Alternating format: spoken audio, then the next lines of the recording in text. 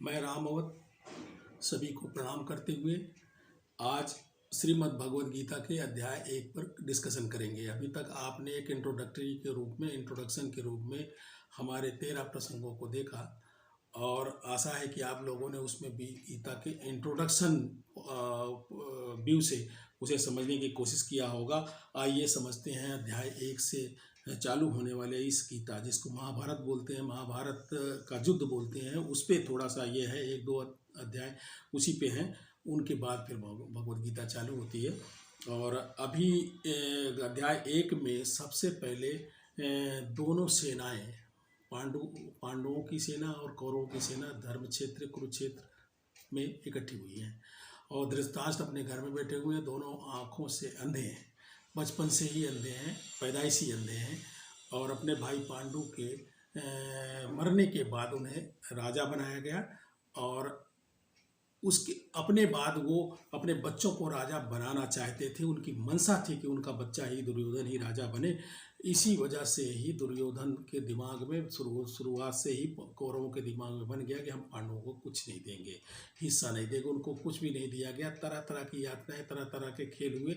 उन खेलों पे आगे आते हैं। उन खेल के बाद जा कर के ये युद्ध डिसाइड हुआ कि धर्म क्षेत्र कुरुक्षेत्र में युद्ध होगा और उस युद्ध में जो जीतेगा उसी का राज होगा। तो धर्म क्षेत्रे कुरुक्षेत्रे संवेता युत्सवा माम का पांडवश्चयु किम कुर्वत संजय। धृतराष्ट्र कहते हैं, संजय से पूछते हैं, संजय का परिचय जान लीजिए। संजय उनके सचिव हैं, सलाहकार हैं और उनको शक्ति प्रदान की गई थी वेदव्यास जी के द्वारा कि आप युद्ध क्षेत्र का पूरा विवरण राजा धृतराष्ट्र को बता सकते हैं। उनको बताते रहेंगे, समझा सकते हैं, देख सकते हैं। आपको देखने के लिए दिव्य नेत्र हैं और इसी तरह से आप समझ लीजिए कि वो दिव्य नेत्र वाले थे या उनके पास क्षमता थी समझने की और वो समझा सकते थे उनको। इसी बात पे उनसे धृतराष्ट्र कहते हैं कि धर्म क्षेत्रे कुरुक्षेत्रे संवेता युत्सवा माम का पांडवश्च किम कुर्वत संजय।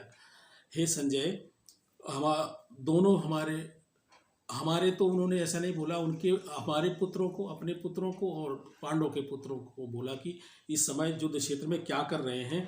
तो इस श्लोक के माध्यम से धृतराष्ट्र ने, राजा धृतराष्ट्र के सलाहकार संजय और उनके स्वयं के बीच के वार्तालाप का अंश है। और धर्म क्षेत्र कुरुक्षेत्र के मौजूद स्थल में अर्जुन पांडव पक्ष में भगवान श्री कृष्ण स्वयं उपस्थित थे। कौरव धृतराष्ट्र के पुत्रों एवं सेना की पूरी हस्तिनापुर की तथा पांडवों के पास भी सेनाएं थी और देश के अनेक राजा महाराजा जिनकी जिसमें आस्था थी उनके साथ उनके पक्ष में थे। धृतराष्ट्र को इस बात का संदेह था कि धर्म क्षेत्र कुरुक्षेत्र में कहीं ऐसा नहीं हमारे बच्चों के दिमाग बदल जाएं और वो समझौता कर लें युद्ध के विभीषिका को देख करके और वहाँ सेनाओं को इकट्ठा हो देख करके। तो सचिव से पूछते हैं, धृतराष्ट्र के कक्ष में बैठा हुआ सचिव उनको बताता है सारा दृष्टांत।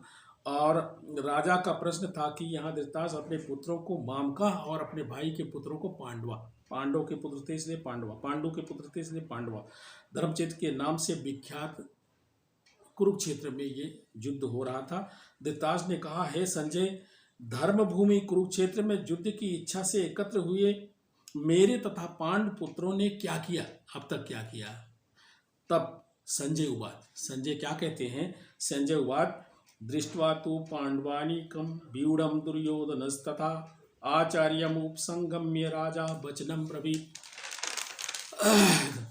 संजय वहाँ की स्थिति को देख करके बोल रहे हैं, धृतराष्ट्र से कह रहे हैं, हे राजन, पांडुपुत्रों द्वारा सेना की व्यूह रचना देखकर राजा दुर्योधन अपने गुरु के पास गए और उसने ये शब्द कहे। क्या शब्द कहे धृतराष्ट्र?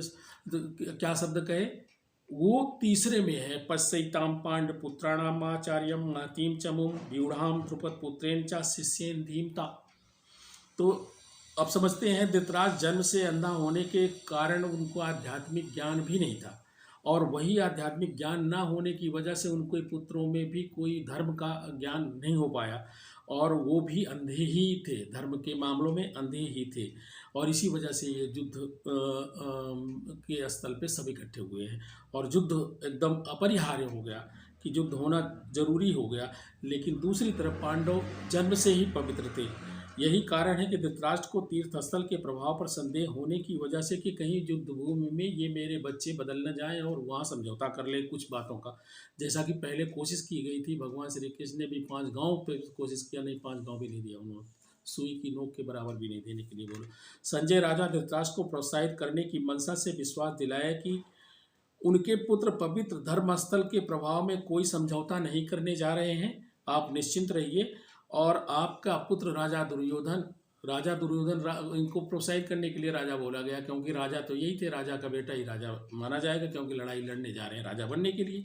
तो सेनापति द्रोणाचार्य जो उनके गुरु थे, सेनापति थे, उस समय उनके पास गए और उनको वास्तविक स्थिति का अवगत कराना चाहे, क्योंकि दुर्योधन के मन में भय था, भय हो गया।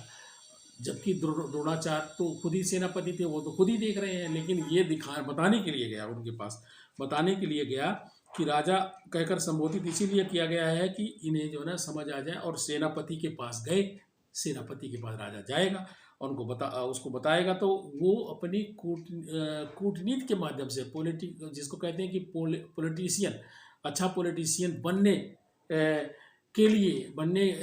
के प्रसंग में वो गए वहाँ, और बनने के लिए सर्वथा उपयुक्त था भी। और उसने पांडवों की व्यूह रचना को देख करके द्रोण को बताने लग गए कि देखिए ये आपके शिष्य द्रुपद के पुत्र ने ये व्यूह रचना करी हुई है, इसलिए बताने के लिए कि आपने शिष्य बनाया था, इसलिए तो देखो आपके खिलाफ ही वो जो व्यूह की रचना कर रहा है। तो पश्यताम पांडपुत्राणाम आचार्यम महतीम चमुम व्यूढ़ाम द्रुपद पुत्रेण तौ शिष्येन धीमता। हे आचार्य, पांडपुत्रों की विशाल सेना देखिए, जिसे आपके बुद्धिमान शिष्य द्रुपद के पुत्र ने, आपके बुद्धिमान शिष्य मतलब उनको सिखाया था, द्रुपद ने सिखाया, द्रोणाचार्य जी ने सिखाया था। द्रुपद के पुत्र, राजा द्रुपद के पुत्र थे, इतने कौशल से व्यवस्थित किया है, ये दिखाने के लिए कि ये इतनी कितनी व्यवस्थित सेना है सामने।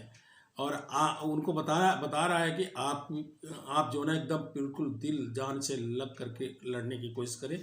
शेष अगले प्रसंग में आएंगे, जिसमें कुछ 2-3 श्लोकों को लेकर के समझने की कोशिश करेंगे। आशा है कि आप लोग लाइक करेंगे, सब्सक्राइब करेंगे, शेयर करेंगे। Thank you very much.